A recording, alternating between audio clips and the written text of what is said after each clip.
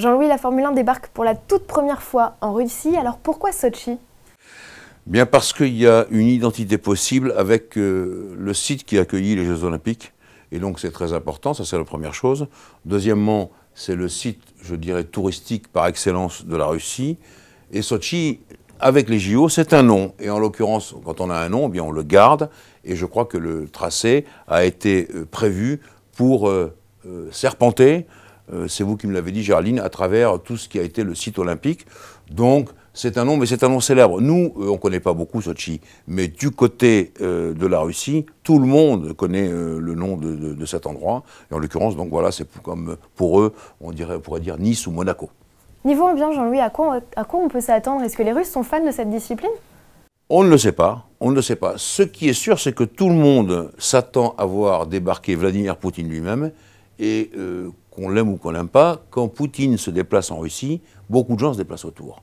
Et je pense que la curiosité fera qu'il y a du public, et qu'il y aura du public. Je me souviens de la Hongrie quand nous avons débarqué là-bas en 1986, donc c'était encore le rideau de fer. Il y avait une curiosité géante autour de ces Formule 1. Qu'est-ce que c'était que ce monde qu'on ne connaît pas? Bien sûr qu'en Russie, on connaît le monde des voitures, même des voitures de sport, mais ça, c'est quand même un monde à part. Et donc, je pense qu'il y aura un engouement certain.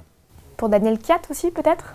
Sûrement pour Daniel Kiat. Alors là, je me méfie, parce que vous vous souvenez qu'il y avait Petrov, qui était russe et qui a couru, et ça n'avait pas l'air du tout d'intéresser les Russes. Non, c'est vrai, vous savez, j'ai travaillé à cette époque-là en même temps que TF1 et Autoplus pour le Vogue russe, le grand magazine, et eux, ils ne voulaient pas entendre du tout parler de Petrov. C'était pour eux pas terrible du tout, ils voulaient entendre parler des stars. Donc bon, on va voir avec Kiat. Kiat, c'est différent parce qu'on sait très bien qu'il va grimper chez Red Bull Renault, donc il y a quand même une grande équipe, et ça va peut-être susciter un engouement du public. On le sait, Jean-Louis, Sotchi, c'est l'un des plus grands circuits de la saison avec la Belgique et Silverstone. Comment les équipes ont-elles pu se préparer et comment Pirelli va-t-il faire pour ses pneumatiques? Alors déjà, Pirelli, ils ne vont pas se laisser piéger. Ils n'ont pas pris les pneus les plus durs, mais ils ont pris les moyens durs et les durs. Et non pas les extra durs. Mais parce qu'il faut faire attention, ça c'est la première chose. La deuxième chose, les équipes ont envoyé des gens pour des mesures, par exemple. Toutes les équipes ont fait des simulations sur ordinateur avec le dessin, les caméras vidéo, les longueurs exactes. Et quand je dis les longueurs exactes, c'est mesuré avec une petite roulette. C'est pas, tiens, ça fait 10 mètres. Non, non, c'est très très précis. Et donc sur ce plan-là, on verra. Le circuit lui-même, vous l'avez dit, il serpente dans les installations. Je vois que déjà, il y a 2 zones de DRS, dont une dans une courbe. C'est un peu bizarre, mais enfin bon, on verra bien. Et il y a un très grand virage, le virage 2, 3, 4, qui est un très grand virage à gauche, pire encore que celui qu'il y avait en Turquie, vous vous souvenez, ce qu'on appelait le Super 8. Et donc là, ça peut créer des soucis. En tout cas, les 2 zones de DRS devraient favoriser les dépassements. Pour le reste, on verra. Est-ce qu'on peut dire que Sébastien Vettel est avantagé puisqu'il a inauguré ce tracé?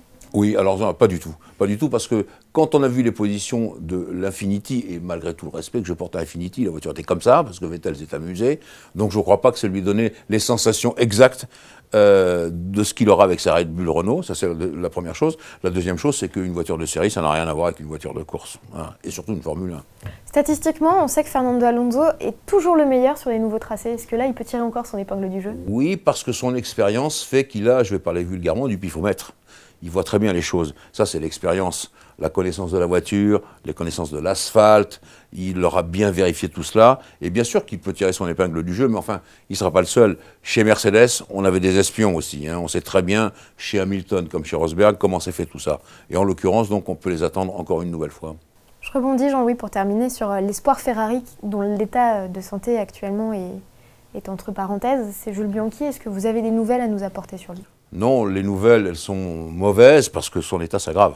Voilà, il faut dire les choses comme elles sont.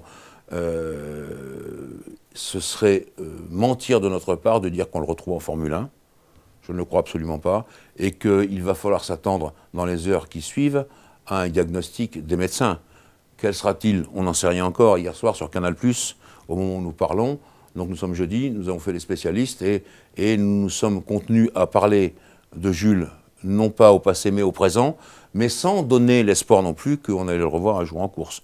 Donc je sais que toute la famille maintenant est réunie autour de lui et qu'il faudra bien prendre une décision un jour de ce que l'on fait, de ce que doivent faire les médecins. Ce matin, il a été opéré une nouvelle fois On n'a pour l'instant pas de résultat, pas de nouvelles en tout cas, et donc eh bien, je pense qu'on est condamné à attendre.